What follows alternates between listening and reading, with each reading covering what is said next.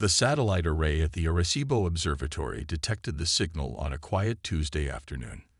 Dr. William Carter was the first to notice the anomalous pattern. Definitely artificial, and definitely not from Earth. "Jack, come take a look at this," William called to his colleague, Dr. Jack Reynolds, who was finishing his coffee across the room. Jack hurried over, his eyes widening as he studied the screen. "That's not one of ours," he whispered. "Not Russian, not Chinese, not anyone's." William nodded, his hand shaking slightly as he typed commands to verify the signal wasn't some kind of error. The computer confirmed what he already knew. They were receiving a transmission from deep space. "We need to call Director Martinez," William said, "and probably the president." Within hours, the quiet observatory became the center of global attention. Military vehicles surrounded the facility. Scientists from NASA, SETI, and various defense agencies filled the main research room. Director Elena Martinez stood before the assembled team, her face grave. "Dr. Carter, please explain what you found." William stepped forward, suddenly aware of how momentous this moment was. At 2:17 p.m. Eastern Time, our array detected a signal from the direction of Proxima Centauri. The pattern is clearly artificial. It contains mathematical sequences that couldn't occur naturally. He pressed a button, and speakers played a series of tones that made everyone in the room fall silent. "We've begun decoding the message," he continued. "It appears to be some kind of announcement, or warning." 3 days later, the message was fully decoded. Admiral Lisa Morgan of the United Space Defense Force stood before the United Nations Security Council, her expression serious as cameras broadcast the meeting to billions around the world. The message was clear once decoded, an alien civilization announcing their discovery of Earth and intention to visit. What isn't clear is whether they come in peace. The room erupted in murmurs and whispers. The Secretary General raised a hand for silence. "Admiral, what exactly does the message say?" he asked. Lisa took a deep breath.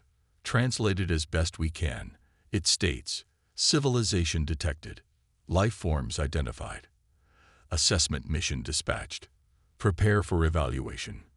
She paused to let the words sink in. "We've verified the signal's origin. It's coming from approximately 4.2 light-years away, likely from the Proxima Centauri system.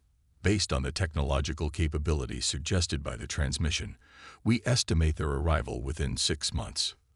The room erupted in chaos, but Lisa continued, raising her voice to be heard. "I'm here to propose Operation Lighthouse, humanity's response to this potential threat." On screens across the world, people watched with a mixture of fear and fascination. Parents held their children closer. Religious leaders called for prayer. Military personnel reported for duty without being summoned. In her apartment in Washington, D.C., Dr. Susan Wilson, the world's leading xenolinguist, packed a small bag after receiving a call from the Pentagon.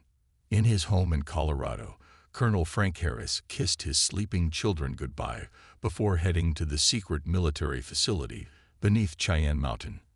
And in a classified laboratory, engineer Kate Alvarez stared at the artifacts recovered from a crashed UFO decades ago.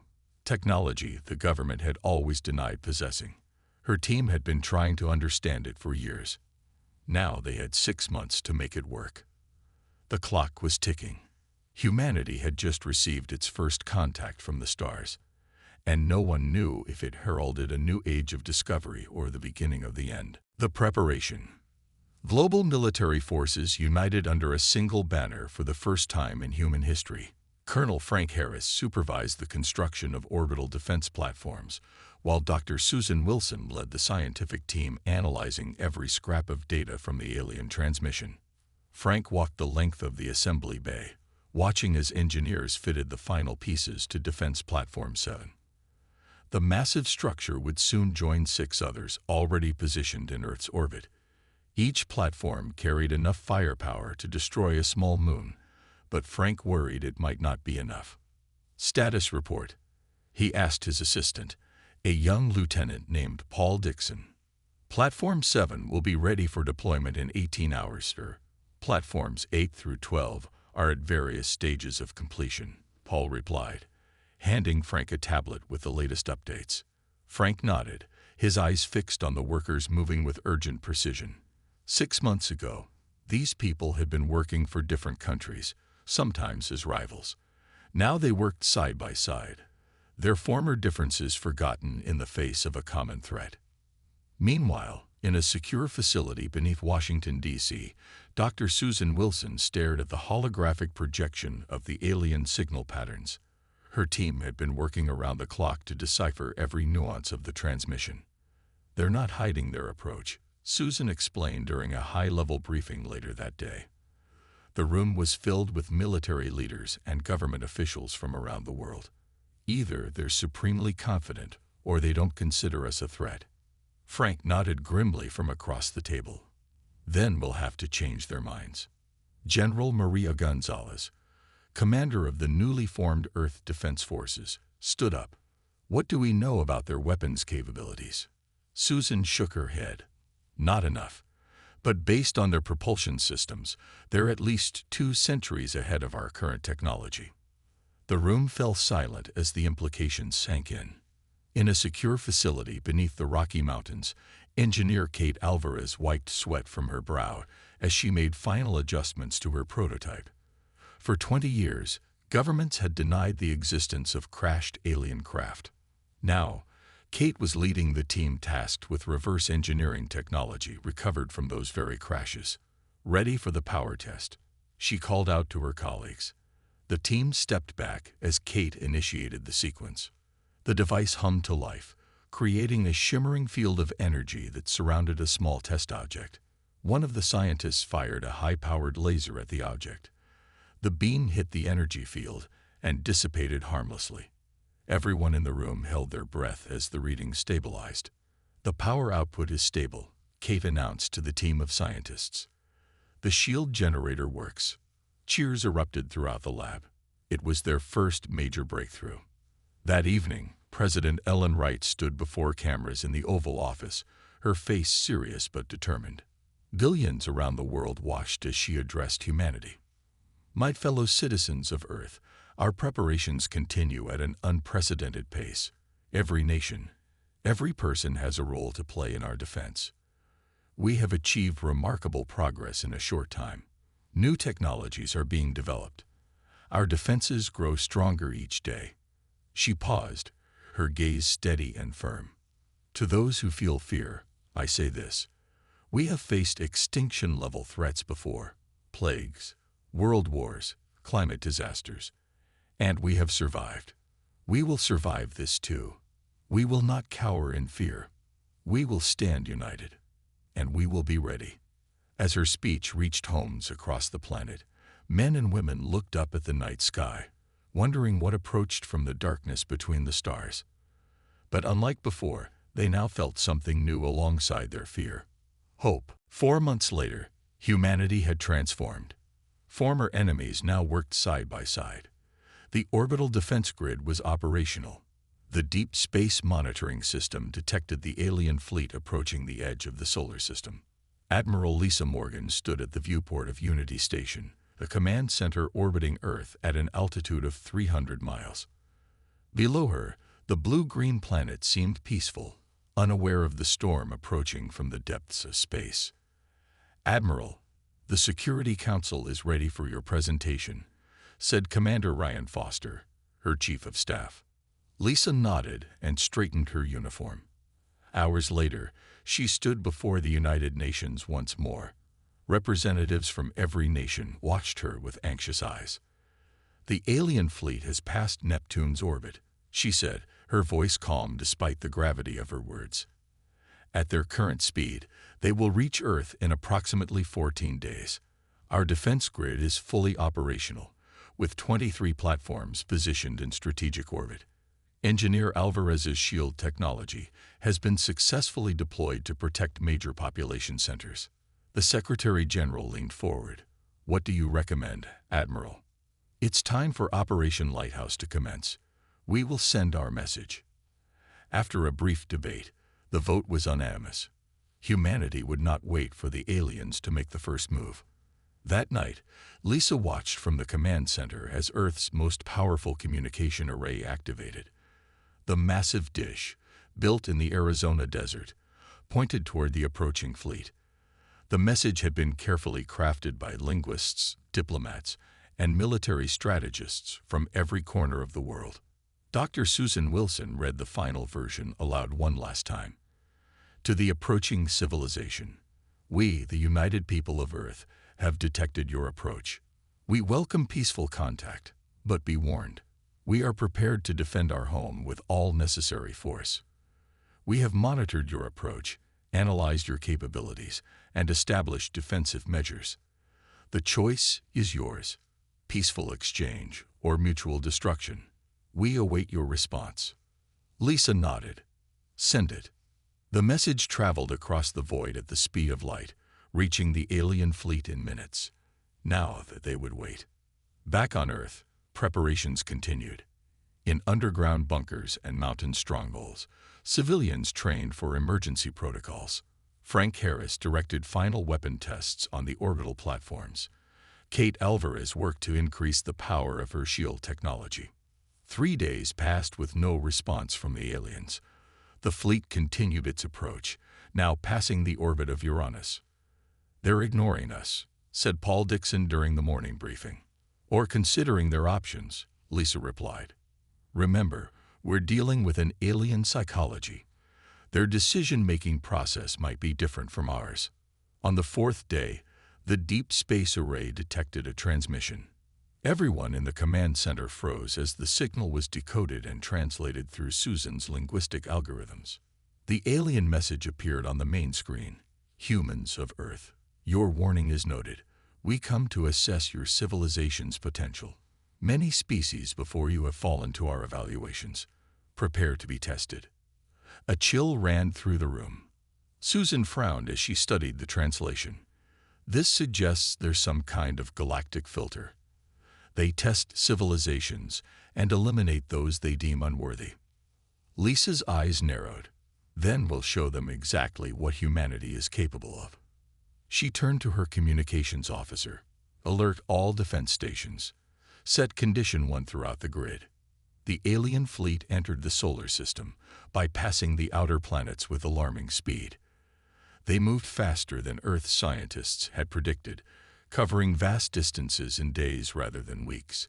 They positioned themselves just beyond lunar orbit, close enough to be a clear threat, far enough to be outside immediate weapons range. The command center fell silent as a single ship detached from their fleet and moved toward Earth's orbit. The test was about to begin. The alien vessel stopped at the edge of Earth's orbital defense grid. A new transmission arrived. We will test your resolve. Disable your weapons or we will demonstrate our power. The message echoed through the command center of Unity Station. Admiral Lisa Morgan frowned as she studied the tactical display. The alien ship hung in space like a predator, waiting. They're testing our boundaries, she said quietly to her staff, trying to see if we'll back down at the first sign of pressure. Dr. Susan Wilson nodded in agreement. Classic dominance behavior. They want to establish a hierarchy with them at the top. Commander Ryan Foster leaned over the communications console. What's our response, Admiral? Lisa's eyes never left the tactical display. None yet. Inform the President and request an emergency meeting of the Security Council. Within an hour, President Ellen Wright convened the emergency meeting through secure channels. Leaders from around the world appeared on screens in the presidential bunker deep beneath the White House. They want us to disarm, Ellen stated plainly. I need your positions quickly. The Chinese premier spoke first. We did not build these defenses only to surrender them at the first demand. Agreed, said the Russian president. This is clearly a test of will. One by one, each leader voiced the same sentiment. The decision was unanimous. Admiral Morgan delivered humanity's response. We decline. Any hostile action will be met with immediate and overwhelming force. This is your final warning. For several minutes, nothing happened. Then, without warning, the alien ship launched a small object toward Earth. The tracking systems identified it as a probe or small weapon. "Incoming object," reported the sensor officer. "It will enter Earth's atmosphere in 90 seconds. Lisa didn't hesitate. "Activate the planetary shield around target cities. Colonel Harris, prepare to intercept." Around the world, Kate Alvarez's shield technology activated. Shimmering domes of energy appeared over major cities, visible to the naked eye as faint blue bubbles trudging high into the atmosphere. Colonel Frank Harris, commanding the nearest orbital defense platform, gave the order. A beam of concentrated energy lanced out from the platform, striking the alien probe with perfect accuracy. The object exploded in a flash of light. Silence followed for 37 minutes. Everyone in Unity Station held their breath, waiting for a response. Finally, the alien transmission came. "Interesting. Most species surrender at this point. You choose resistance." Susan leaned forward, studying the translation. "They sound surprised." "Good," Lisa replied. "Let's keep surprising them." The main view screen showed 3 more alien vessels detaching from the fleet. "They're moving into attack formation," Ryan reported, his voice steady despite the tension. "Approaching the defense grid perimeter." Lisa pressed the emergency broadcast button. "All stations, prepare for combat. This is not a drill." Around the world, military forces moved to high alert. Civilians headed to shelters. The orbital defense platforms charged their main weapons. In her lab beneath the Rocky Mountains, Kate Alvarez watched the situation unfold on her monitors. She turned to her team, determination in her eyes. "We need to boost power to the shields. They're going to hit us with everything they've got." Frank Harris's voice came through the command channel. "Admiral, the alien vessels are charging weapons. Estimated time to firing range, 2 minutes." Lisa took a deep breath. This was the moment humanity had been preparing for. She glanced at the photograph on her console. Earth, taken from the moon landing. A small blue marble in the vastness of space. Everything humans had ever known or loved existed on that fragile sphere. "Hold positions," she ordered. "Let them make the first move. But when they do," she paused, her voice hardening, "show them what humanity is capable of." The alien ships continued their approach, weapons glowing with strange energy. The test was about to become a battle. The sky lit up with energy weapons as the alien ships attacked Earth's orbital platforms. The battle lasted less than an hour, with casualties on both sides. The first alien beam struck Platform 9, cutting through its outer armor like it was paper. The station's crew had seconds to evacuate before secondary explosions tore the platform apart. "Platform 9 is down," Ryan Foster shouted over the command channel. "Platforms 4 and 12 taking heavy fire." Admiral Lisa Morgan kept her voice steady as she issued orders.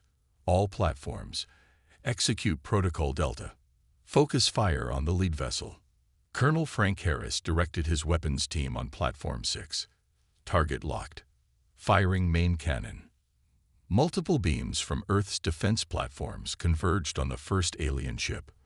For several seconds, the alien shields held against the barrage, glowing bright orange under the assault. Then, suddenly, they collapsed. The combined energy tore through the alien vessel, splitting it in two. "Direct hit," Frank reported.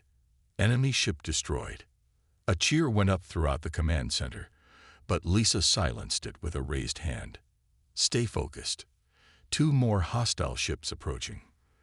The second wave of attacks was more coordinated. The alien vessels seemed to have learned from the first ship's destruction. They moved in unpredictable patterns, targeting the platforms that had shown the most firepower.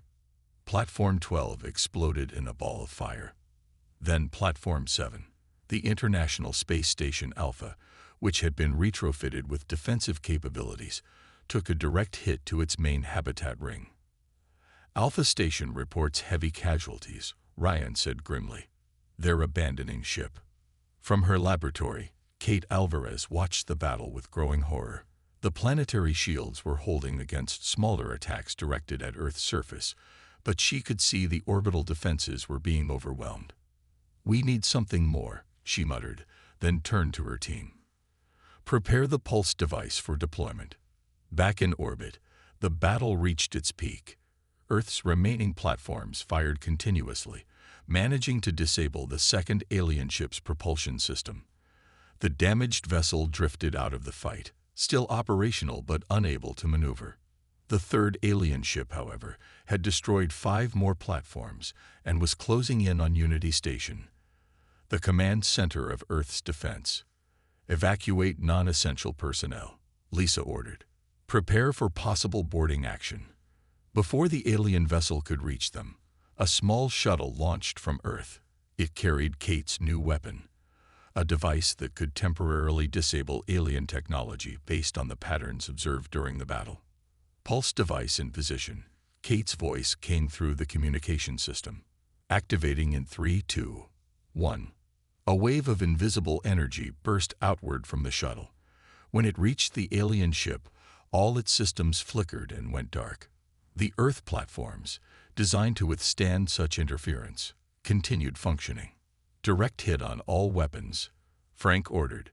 The remaining platforms fired at once, tearing through the disabled alien ship. It exploded in a brilliant flash of light. 2 hours after the battle began, silence fell across Earth's orbit. 17 defense platforms had been destroyed. The International Space Station Alpha was lost. But 2 alien ships were destroyed, and 1 disabled. Frank Harris joined Admiral Morgan on Unity Station for an emergency briefing. "They're testing our capabilities," Frank said, pointing to the tactical display showing the main alien fleet still holding position near the moon. "That wasn't their full force." Susan Wilson nodded.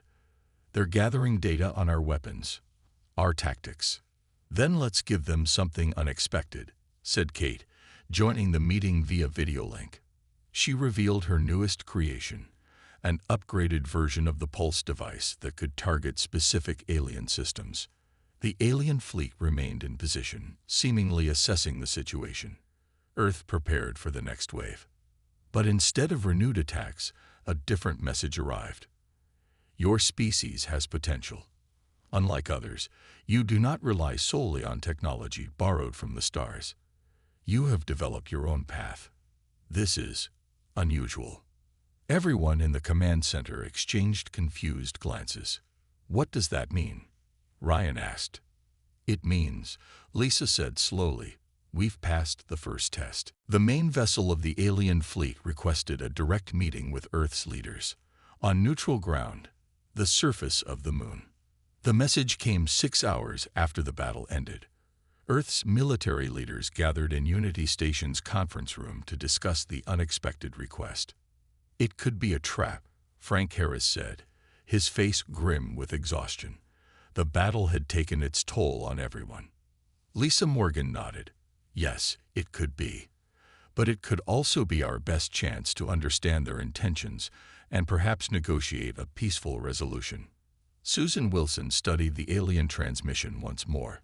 The language they're using has shifted subtly. There's less arrogance, more curiosity. President Ellen Wright joined the meeting via secure video link. "What's your recommendation, Admiral?" Lisa took a deep breath. "I believe we should accept the meeting, but with extreme caution. A small delegation only, with backup forces standing by." After hours of debate, the decision was made. 5 representatives would go, President Wright to represent Earth's political leadership, Admiral Morgan for the military, Dr. Wilson for scientific insight, Colonel Harris for tactical security, and Engineer Alvarez for her technological expertise. 3 days later, a specially designed shuttle landed on the lunar surface. The 5 humans stepped out in advanced spacesuits, their boots leaving fresh prints in the gray dust.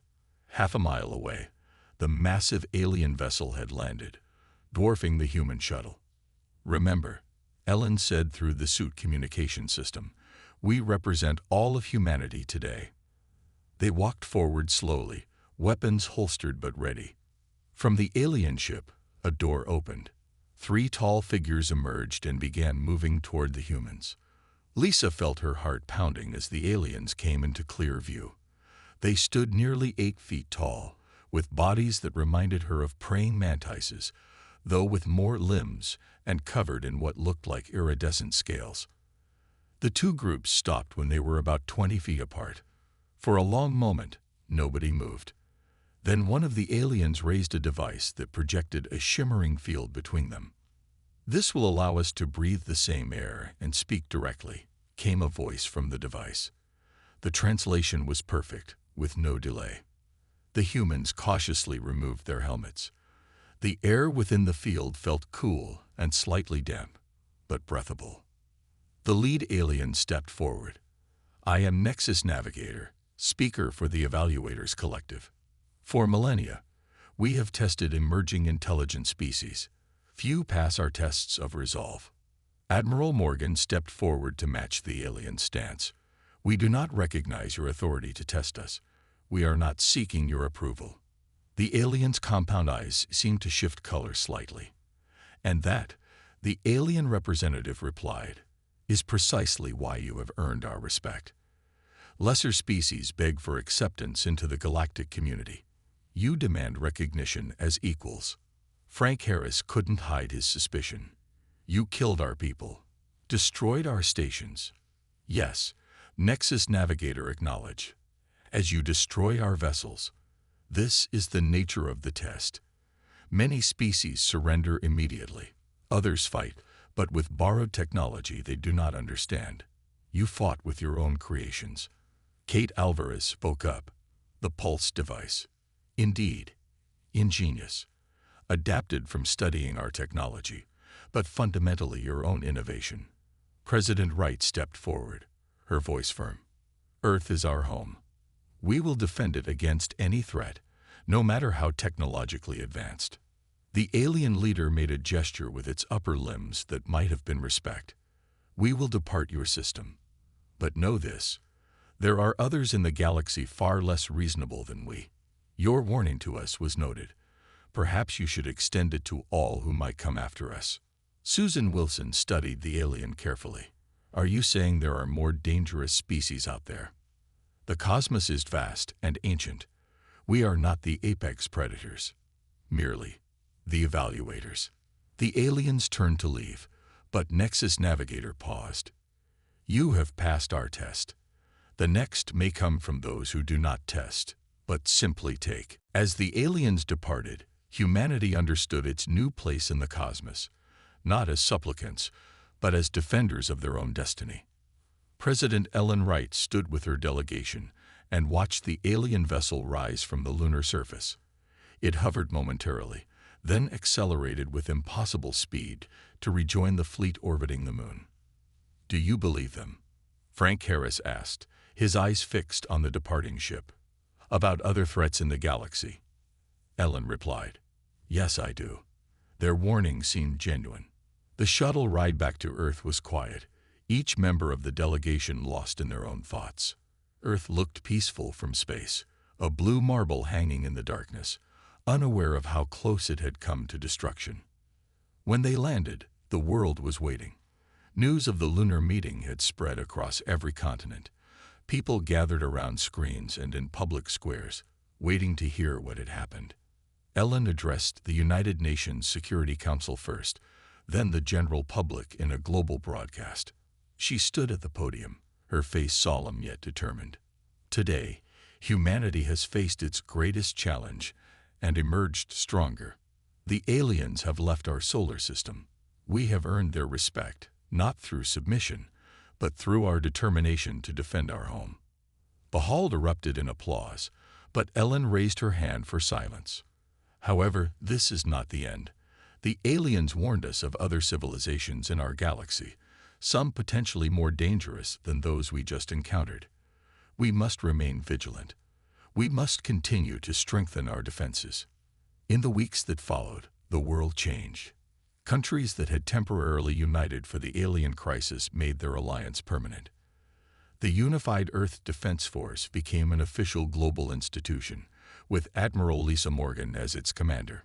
1 month after the alien departure, Lisa stood in the newly constructed Global Defense Headquarters in Geneva. The facility was built into the side of a mountain, protected by Kate Alvarez's shield technology. The new defense grid is at 80% capacity, Ryan Foster reported. We've incorporated the lessons learned from the battle.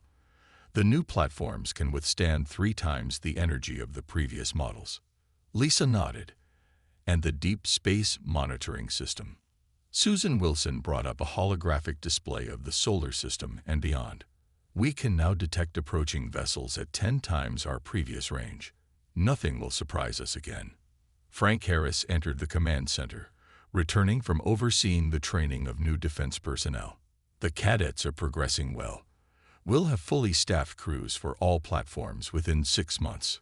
Kate Alvarez joined them via holographic projection from her lab. The new pulse device prototypes are ready for testing. And I've developed something new.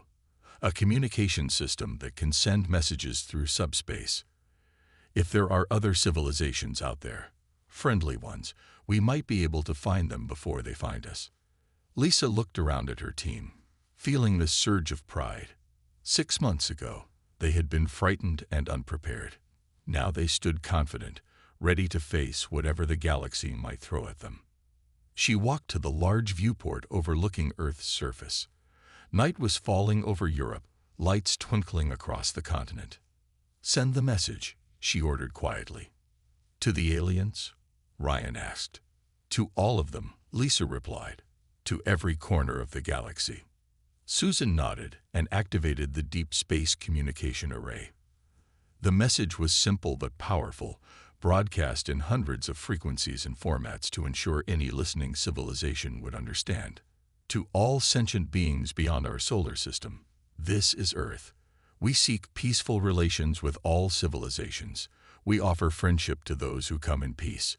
But know this, we will defend our home with all our strength. We are united. We are prepared. We are waiting. Admiral Lisa Morgan gazed at the stars visible through the viewport. For millennia, humanity had looked to the heavens with wonder and hope. Now they looked up with determination and strength. Humanity's final warning. She whispered to herself, "We're ready and waiting."